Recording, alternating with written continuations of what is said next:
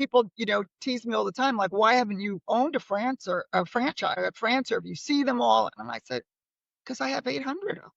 I love that franchising brings entrepreneurial mindset. We all think outside the box. I'd be fired in 7 seconds, right, if I work for someone. My husband always says, you think you'd last that long? But I love that. I love being in a position where every day some unique new brand comes across my desk. I love business. I love changing people's lives. Franchising is my fifth discipline, but there are times when I'll be like, wow, that is a cool brand. How come nobody thought of that before? Right?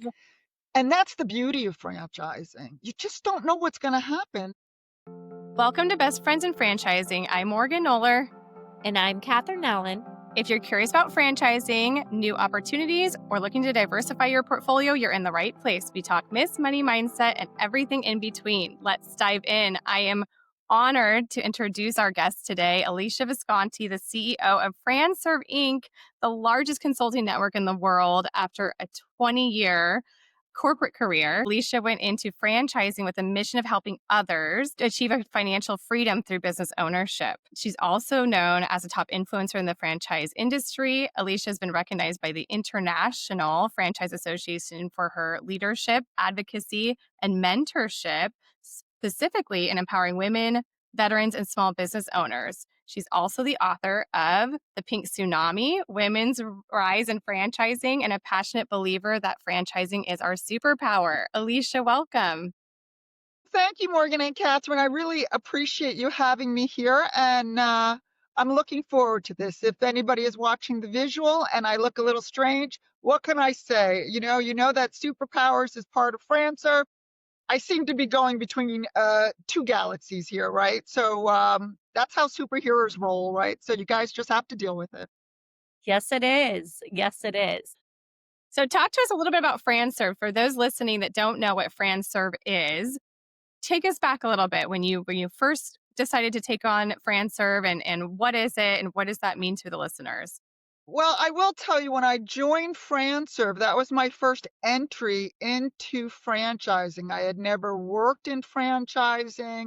I had never even owned a franchise. And even as a kid, I never spent summers, working in summer jobs at franchising. So I did joke that I knew how to spell franchising. So I had that going for me. But what really happened is I was in a career that big company where I was helping people up their corporate ladder. It's executives moving forward, cross country, big jobs. Did that for a number of years, had hundreds of people working with me. And just after a while, saw, horrible things happening at corporate America. Women were invisible when they came back from maternity leave, and veterans, they were just not at all welcomed to come back. And after many years of helping people, I honestly just got totally disgusted with watching corporate turn its back. So I did what so many people do, and they don't want to admit it. I went to Google. ChatGPT wasn't available at the time, right? It hadn't been invented yet. I went to Google and I just started putting in words about career and helping, and I don't know what I put in. But eventually, franchise consulting came up, and I was like, well, what the heck is that? And that's how I got started. That's Love that. amazing. So, under your leadership, Alesia, Franserve has become the largest broker network in the world and an Inc. 5000 company 2 years in a row. What do you think has been the secret to that kind of growth? Well, I think a lot of it has to do with our core values. The core values to me were my core values that I brought to Franserve, and they are not words on a wall or a pretty plaque. All of my consultants, all my brands know it. We recite them at conventions, but our four core values is: one, integrity is everything; two, grow or die; three, teamwork gets results; and four is life work balance, right? We put life before work. So when you have your first core value as integrity is everything, and your second core value is grow or die, you have to grow responsibly. And I do think that I am so blessed in that the franchise, the Franserve family has just been incredibly loyal. I've had the same members of my executive team for 10 years. Now we've added people, we've grown it, but I don't have turnover. And when you don't have turnover, you don't have to take one step forward and two steps back. You can take two steps forward and three steps forward and five steps forward. You're not trying to rehire, get someone to know the culture, hope they fit in. We don't have any of that. And I do promote from within. So everyone in my top positions, including my IT person, has been a franchise consultant with Franserve. So when you talk about culture, I mean, it really is in our blood. Yeah, And and I I think believe culture is such a competitive advantage. And speaking to your core value of integrity, I saw your post, Morgan and I saw your post the other week, the team, about one of the brands that had acted not in line with integrity. And it just as a franchise consultant, I know I say this on behalf of the Franchise Insiders team. We're so lucky to have you and grateful that you lead with integrity because we know that you're in our corner and it means so much to us and it's truly powerful. You are a very powerful superhuman being in the universe. But quick two follow-up questions. How many brands are in Franserve and how many consultants do we currently have? Oh boy, it changes literally daily. I'm sure. But I mean, I'm going to give you some rough numbers here. We have close to 800 brands, and we have probably 700 and something consultants. I mean, all total, I mean, with suppliers and all that, we're probably, I don't even know off the top of my head. I mean, you have to, like I said, we just added three more brands today. There's not a day that goes by that we're not adding brands. Phenomenal, phenomenal team who vets them and what can I say? Doesn't allow a number of them. Right? We probably turn down almost as many as we bring on, but franchising is growing. We love working with brands that are innovative and exciting. And I do believe that, when you think everything is perfect, that's when it's already obsolete. So I do get teased all the time. Why do you have so many, I don't know, senior cares, pet care? Because territories sell out. And I don't want my consultants to have to tell their candidates, no, I'm sorry, I don't have anything for you. So is it some days a headache? Yes. Is it difficult at times having so many brands and so many consultants? I guess for some. For me, like, I love this job. I'm very passionate at what I do. I have wonderful brands, wonderful consultants, and it's the best job I've ever had. And I think we felt that at the conference. That was kind of our drinking from a fire hose situation because we were so new. But as we met brand after brand after brand, it was like we couldn't wait to introduce all of these different franchise opportunities to new clients because it was so exciting to meet all these franchisors and the people representing the franchises. And you could tell that a lot of thought had been put into every single person that was there, everyone presenting, and there was no one that really stood out where you just felt like you couldn't sell that. You was like, this is amazing. And then it also made us think I would like that franchise. This is a great opportunity. So now that's the hard part as a consultant. It's almost like car shopping too much. So as you get like that, you just want to keep going and buying new shiny cars and more businesses and things like that. It's very true. I joke all the time, especially with new consultants, that one of the best things about Franserve is we have 800 brands, and one of the worst things about Franserve is we have 800 Yeah. brands. Um, it's very, very true. And I was a consultant, so that's why I always, was never a franchisee. I was never a franchisor. So as a consultant, that's how I always think, right? For you guys, like what is the best thing to do here? And I will tell you, people, tease me all the time, like, why haven't you owned or a franchise? At Franserve, you see them all, and I said, because I have 800 of them. Yeah. I mean, so I enjoy that. I love that franchising brings entrepreneurial mindset. We all think outside the box. I'd be fired in 7 seconds, right, if I work for someone. My husband always says, "You think you'd last that long?" But I love that. I love being in a position where every day some unique new brand comes across my desk. I love business. I love changing people's lives. And, you know, It's funny because I've been in business a long time. Franchising is my fifth discipline, but there are times when I'll be like, wow, that is a cool brand. How come nobody thought of that before? Right. And that's the beauty of franchising. You just don't know what's going to happen tomorrow. When that phone rings, when an email comes across your desk, it's just very exciting and addictive, right? Once you're in it, yeah, my husband teases me all the time. We'll be driving down the highway going to, out to dinner, and I'm like, "Oh, we have that brand. Look at that. See that brand? We're working on that brand." My husband's like, can we just go to dinner?" And I'm like, "Yeah, all right, but it gets in your blood. It really does. It's very exciting." Yes, I think we're feeling that full force right now. I didn't know that you had written the Pink Tsunami: Women's Rise in Franchising. Congratulations. That's Thank out you. 2025. In that, like, let's talk a little bit about what barriers still exist and how do we break these barriers down for women in franchising? I'll tell you, as much as it's still a man's uh, community, we've made great strides. Right, there are truly innovative leaders, and franchise owners, franchisors, people who work in franchising, all of that. I mean, when I first came in, I came in 2014 as a consultant, and then, bought Franserve in 2016. I mean, forget it. We were way the minority. But I wrote the book because there was nothing like it. There's great books on, how to become a franchise owner, how to sell your franchise, but nothing about showing women this great path. And some women should own franchises, some should become franchisors, some should become franchise consultants. I mean, I just think all roads lead to franchising. It's a great equalizer, pay wise, respect wise. Doesn't matter your education, doesn't matter your age. Women, more than I felt men, just don't know anything about it. They don't know about it. It's a little intimidating. Everybody just thinks it's McDonald's and you got to have, $2 million in your back pocket.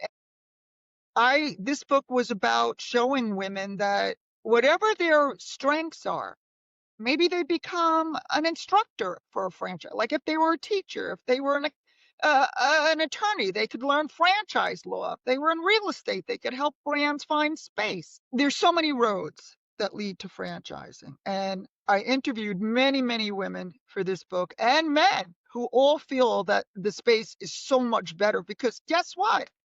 Our population is made up of women and men. So why is it franchising? Right? If the world is made up of that, women, minorities, men, different ages, different classes, different financials, then why isn't franchising?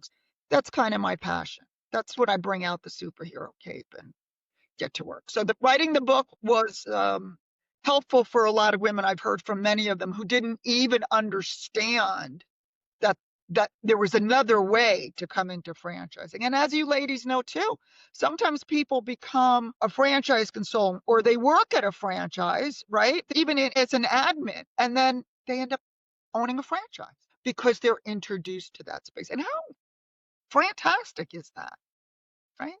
It's an amazing world when we work together.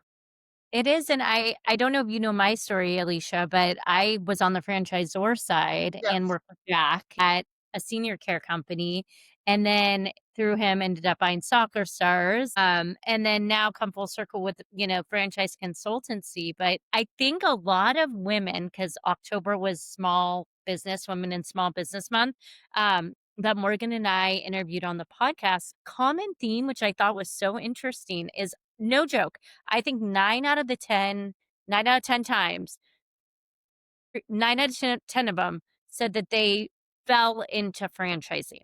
Like, franchising was not the intention, but they fell into it. Similar, like, for how I got to home care assistance, my friend was going to grad school, a college friend, was like, "Hey, there's this open position in marketing at a home care company." I legitimately thought home care was, like, home services, like taking care of the home, window washing, mowing the lawn, not senior care. So I would say I also fell into franchising, and now look where I am 14, no, I guess 16 years later, I'm still in franchising in multiple ways. So I agree with you. It's so rewarding. It's so inspiring. to see the number of women growing in the space. And I've said this before to Morgan, but when I think back to my old company and even our Soccer Stars franchise, a lot of the top performers are women. Women do very well in franchising. And I just think it is that lack of education and that awareness around what franchising is, which is why Morgan and I created this podcast.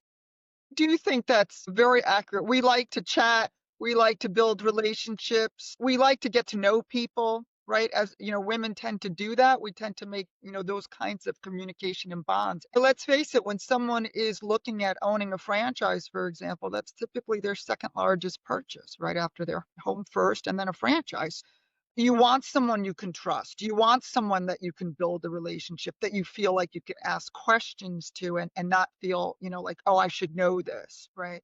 So women do very well with that, right?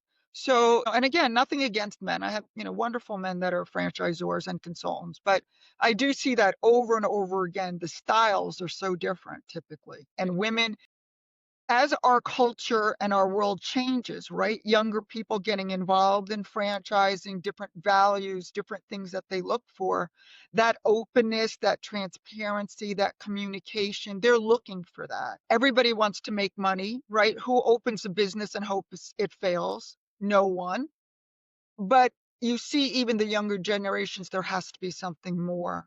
And I think women do very well in showcasing explaining that of what the franchise community is about and why they should be interested in joining us. Yep, I think so too. And I also want to say that, you know, women are resilient and we're really good in so many ways. But I also feel like because you're so passionate about veterans and it is Veteran Day, maybe we should touch on that for just a minute because I am an Air Force family. My husband is currently flying in the reserves for the Air Force. But something I noticed is a common trend with anyone that's a veteran, as soon as you get out of the military, go into reserves or the guard, whatever it is, you've been told what your job is your entire life. You've followed every single system.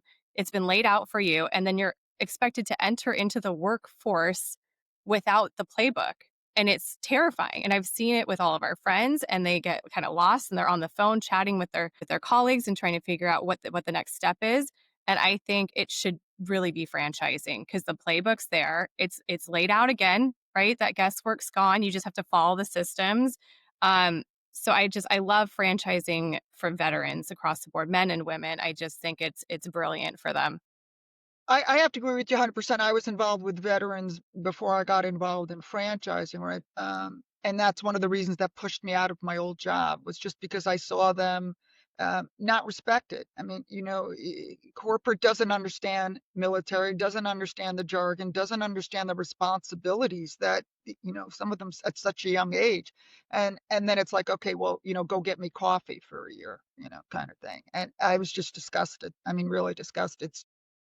I think what happens is, I'm a big believer, VetFran is in one of the, international franchise associations committees I'm very involved with. And it's such a no-brainer for them to be happy. And they do extraordinarily well when they come into franchising. Like when you look at the numbers, like a lot of the top performing franchisees have been veterans, right? So we have to get that word out more, that there is a better place, a place where they are welcomed, a community which appreciates them. And we have consultants who are veterans who love to help other veterans, right? We call it, veterans helping veterans, because they get it. They get it so much, right? Where corporate is still like, I don't understand this, and I need you to, get me this file. And, and these people were responsible carrying guns and protecting our country, and we treat them like they're 5-year-old. I can't stand it. I'm sorry. I'll get off my soapbox now. But I do think that that's one of the things that franchising welcomes and understands. And another reason why I gravitated to it so quickly. It does the right thing for people. When I was at the Neighborly You event that you put on, with them in Texas, there was a panel they did, and they had the Grounds guys, there was a few of the Neighborly brands. They were all veterans. I know that's a very strong veteran a lot of veterans go into the brands under Neighborly. So it was really amazing to hear from them and just how successful they were, they are, what they had achieved, just what great mentors they were and just, stand up citizens, obviously that they are, but like transferred into the business sense. Yes, and they are phenomenal with veterans. And their founder, Don Dewey, who was since passed, but he founded VetFran. So they go, Don Dwyer did a lot, and his sons are, his family has two who are now, with Neighborly, but Don Dwyer started that. So that has stayed. We talk about core values, right? So that stays with them. Those kinds of things are valuable in franchising, and you see how it changes people's lives. Absolutely. So, you often say your mission is to help others achieve their dreams of business ownership. What's the most rewarding success story you've witnessed through FranServe? I'm sure there's so many, but can you think of one? Well, I will tell you, I will have one as a consultant and then one as a CEO, and they're both very, very short. So I'm going to share them both. So, one, when I was a consultant, my very first placement that I ever did was a woman who was a grandmother who never saw her grandkids. I mean, she was with big company and flying all over the place. She was an engineer, and it broke her heart that she never got to see her grandkids. So we got her out of there. I helped her on a 3-pack. That was my very first placement. And how long ago was that? I told you I started in 2014. To this day, every Christmas, she sends me a Christmas card to thank me with a picture of her and now many more grandchildren, and they're much older because I made that much of an impact on her. And even telling that story now, you see, I get the chills because those are the kind of things that stay with you, right? So that's one of them as my consultant story. As a CEO, well, look, ladies, you're sitting right here with me, right? So it's the fact that FranServe continually changes lives every day, whether it be through new franchisees, a new brand that we light up, a new consultant coming on, because that is, it gets extended, right? It affects your family, it affects your children, generational wealth. The franchisee who is in their community, that affects their community and employees that they put on. And the franchisor has it's much deeper, right, than that one person, but I see that one person. And that's what gets me up every day of my life. Right. Yeah. It's a thrilling experience to know. I mean, we don't cure cancer, not yet, we'll get there, but we don't cure cancer, but we really do change people's lives. As dramatic as that sounds, I see it over and over and over. Yeah. So true. We're starting to see it as well, which is really fun for us. So It is exciting. it is Yes. very exciting. It is that adrenaline rush, and you realize that you are changing someone's life, and it's a very rewarding job to have. Absolutely. Talking about different franchise categories, we are seeing some new brands coming across our email right now. What are the top categories that you're the most excited about? I've got my eye on a few. I mean, we're always into the home services and senior care, so I don't want to leave anybody out. But what is exciting you these days about the new franchise opportunities? Well, I tell you something, that's part of my perk, right? Is that I'm always fascinated because I love business, right? So I always find the excitement in it. It's so, the squirrel, right? The new shiny thing is always fun. What's hot, what's not, what's going on. But I also give real kudos to our legacy brands that have been around for so many years because you have to change, right? If you do not, what is it? Adapt or die, right? So Yep. if you don't change, you're not going to be around. So there's the two passions that I feel very much because you see technology, AI, all of technology, coming in tremendously to benefit franchising, influence, change the landscape, in which is the exciting aspect no matter what brand you are. But yes, and it's funny because you always have different people. You have people who want to be on that front line, right? It's a brand new industry, brand new brand. I want to be the first three of the new franchisees. And then you have people say, oh, wait, when it's around 3, 4 years, let me know. And then you have other people who like the legacy, the blue chip, right? I want somebody who's been around for 15 years and I'll take a resale. So I find all of that, believe it or not, differently fascinating, but all equal. So yes, you do have new industries, new categories. And I will tell you, with AI and technology, we're going to see ones that don't even exist now. that's also fun. And I think what we're going to see is as we go through it, the landscape changes, and I think IT will make franchising even more affordable. Changed a great deal and went that way after the pandemic. Everything smaller footprint, easier to get loans, less costly, right? You needed $1 zillion before. Now you can get in if you have good credit, right? You get in quite easily. And I think technology will make that even easier. And that's super exciting to me because then more and more people can come into franchising. And I will say, as a franchise owner myself, just since ChatGPT has been in the picture, which really has been 8 months maybe that I've been leveraging it personally. I'm not saying it's been around longer, but I mean, just the profitability as a franchise owner with those types of tools, I would not be as profitable as I am because I would have had to hire out someone for marketing or content creation. Whereas I feel like Canva, I can do my own graphic design. I mean, so there's just a lot of benefit there as a franchise owner as well. Now, can you say maybe I know you love them all equally. They're your children. I understand, but is there one emerging new franchise you're really excited about? New and emerging concept you're I know you're excited about them all, but I'm just always one? excited about all my children, but I will tell you, I'll kind of play the flip and then I'll come back to that. So I Okay. feel that the four platforms that people will always invest in, right?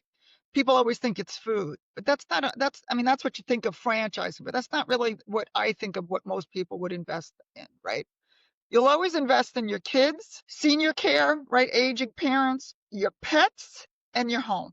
Like to me, those categories will be here in one form or another for a very long time. Things that I find are more cutting edge, so to speak, a lot of the things in fitness, right? You got the red light therapy, you have, brands that work with reducing gym time in a very short period of time based on, these outfits that you can wear, right? Kind of thing, technology things. So I think a lot of the science will come Mhm. along to advance a number of categories and brands. And I think things like longevity, and people are much more interested in extending not only their life, but the quality of their life. People looking to live longer, but being very active. So I think things like that will come across. I think as a population, anti-aging will always be with us. We are a vain society. So I think things along those lines will come and grow. I think things once again, I see them a little bit before you guys do. And some very cool, let's just say technology drone stuff that can happen down the road. I am waiting for the rocket ship franchise so that I can take everyone to Mars and we can I cannot franchise. wait. I can do that. Big party, man. Big Buy my party. ticket in advance. That's it. So I believe me, I got a line for that, but I do think there's some very, very exciting things. And I just find that franchising, when you look at what stays and what changes, right? Things that have been around a long time are nothing like they were, just like human beings, right? Our society is so different. And one of the things that I love about is, the newer generations, the younger generations coming into business owners also want businesses and their lives to have real meaning, right? Not just like when I grew up, it was like, he who dies with the most toys win. It was all about how much money you could have and, all this and the cars and whatever. And I grew up blue collar. I grew up in a crappy family and all that. So money was like, that wasn't ever going to be mine. So I better have some other values. And it was always about leaving people better off than when I found them. And that's what I held true. So I love the fact that generations coming up now are looking beyond just P&L. I think that's really important for our society and our And I world. feel that everybody we've had on the podcast so far has been like that. They really are passionate about all these different franchises. They're all different, but everyone we've spoken to, I think that's what's getting them out of bed every day is that they really care about their business and they are trying to make the world better. And you see it with all these. There's none of the franchises were really similar so far that we've had on the podcast, but I think that's what's really nice that we are seeing that repeated over and over and over with everyone that we've been speaking to. It's like corporate America, right? She said with sarcasm, Uh, right? And No. that's why we love getting people into franchising. We know that, right? You ladies know it. Once you get them in, what happens? Their lives honestly change. Mhm. Yeah. Yeah.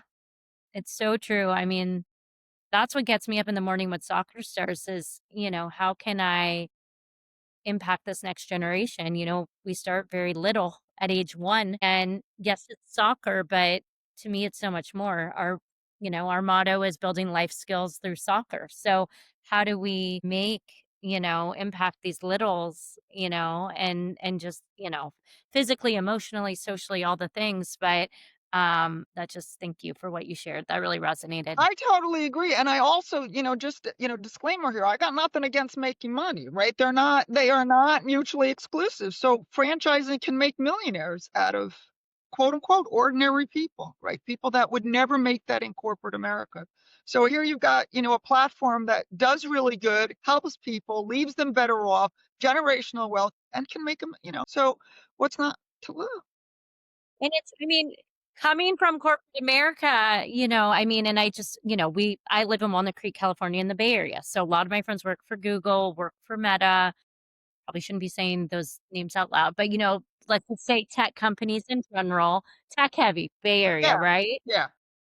And AI, and sure, they make a lot of money. They do, but they are not happy. I mean, they're not. Just, the stress of having to commute into San Francisco, an hour and a half every day and back. And they have little kids and that adds stress. And just that making a difference in the world and leaving it's harder in that corporate world. I'm 30 miles from Manhattan, right? So 30 miles, I can get into Manhattan on a Sunday in about, 25 minutes. On a regular day, it's 2 hours, right? So I see exactly what you see, the stress of, Yeah.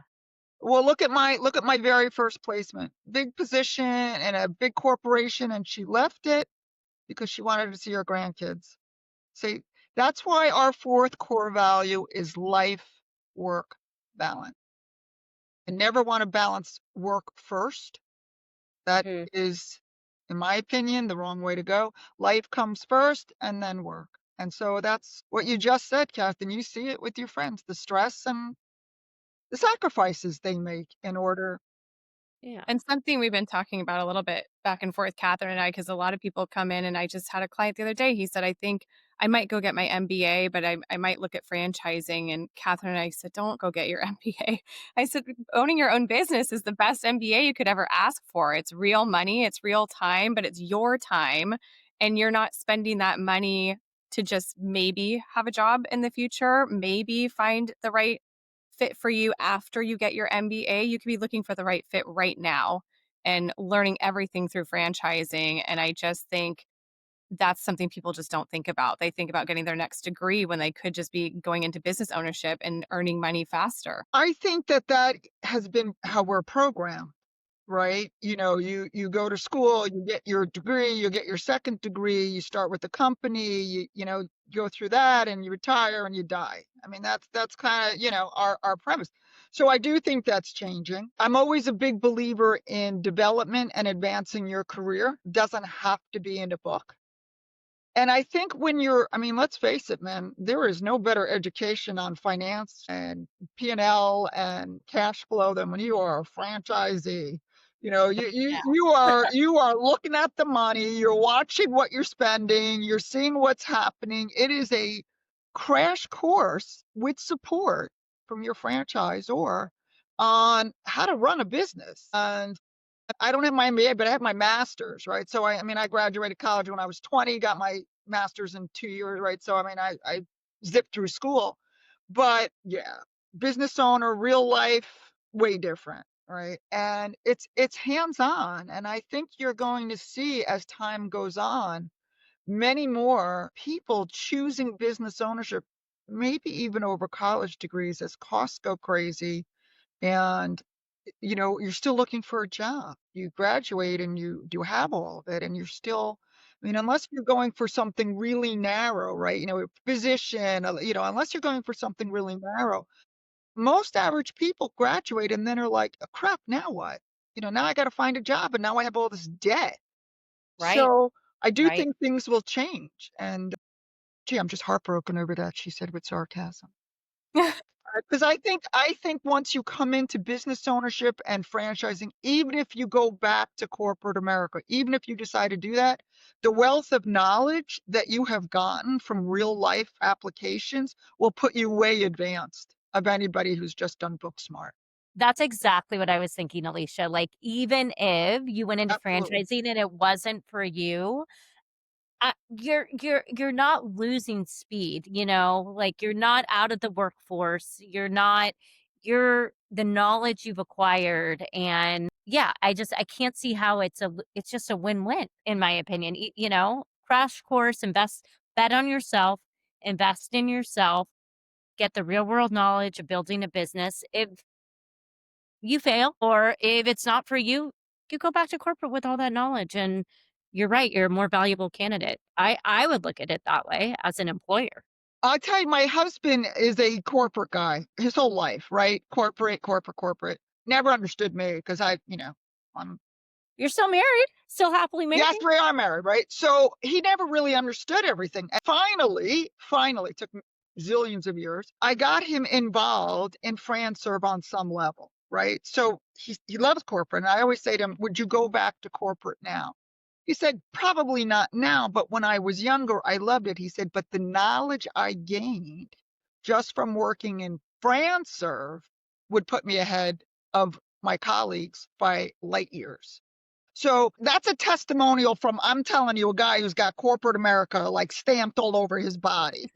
He sees the benefit of what's involved when you are looking at the things that we have to look at in franchising. Everything from marketing and consumers and P&L and the numbers and growth and balancing when to hire. I mean, it's everything all at once. And then you bring it to wherever you're going with it, franchising or not. It's a Yeah, wonderful, wonderful instructor. it is, and I think something Kathryn and I didn't know was gonna happen when we started this journey is that people were watching us, and we didn't know how many people. So we're now getting friends coming to us. They wanna know how we're doing it, how could they maybe transition into franchising? What's our work-life balance like? So I think it's been empowering in a way that we didn't expect, where we might be changing other people's lives without even realizing it because the eyes are on us. They're seeing us not being corporate America, not taking that path and really creating something special for our families and going into the franchise world. So I think it's been unexpectedly rewarding in that sense that now we get to have this conversation with more and more people, and husbands are leaving their jobs and now they're contacting Kathryn and I and saying, "Can you now do my assessment? Can you see what's out there for me?" Instead of trying to just transition into the next corporate job.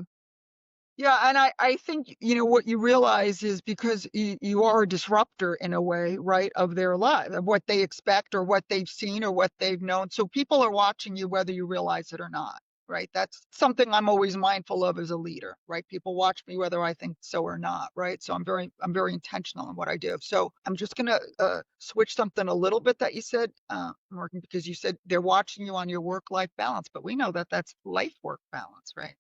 Yeah. Life-work. Thank you. Life work See? balance. See how we think, but you see how we think we're taught to think work comes first, Right. right? You got to stop. You got to do that, right? But I do think that. I mean, I don't know if you saw it. I posted it on LinkedIn a couple of days ago. I posted my license plate. My license plate on my car doesn't have the vowels because we're only allowed 7 letters here in Jersey, but it says franchise, right? So I have a vanity plate that says franchise. Everywhere I go, somebody asks me something about that. So of course I always have cards, and I get candidates for you uh, consultants that come into the loop and into the all of that, because people's dream is to own their own business. What stops them is not the lack of money, it's fear. Fear is what stops them. People have the money and they don't go through it. They have credit. It's the fear. It's making a mistake. Someone's going to laugh at me. I'm going to fail, right? So if we can get them to take that first tiny little baby step, we can help them. So yeah, so like you said, they're watching you. Like I do everything I can, including like having this crazy vanity plate on my car. So I do. I'm just a living, breathing proponent for franchising. So, on that note, Alicia, and to wrap it up for our listeners, what advice would you give someone who's feeling stuck in their career, maybe at a crossroads transition, thinking about franchising? Explore it. The worst thing that happens, I put that in quotes, is that you stay where you are and have regrets and if only, or I should have, or why don't I? And the other thing that I want to tell you is it doesn't matter how old you are. I hear this all the time. I'm too old. Maybe if I was younger, I would do this. Well, you're the youngest you're ever going to be, man. Tomorrow you're going to be older. So I see people coming into franchising. We have a consultant who came in when they were 18. I have a consultant who came in when they were 80. I mean, franchising will welcome you, but if you do not take that first step, and it's all right to be afraid. We're all got that coming up. That's human.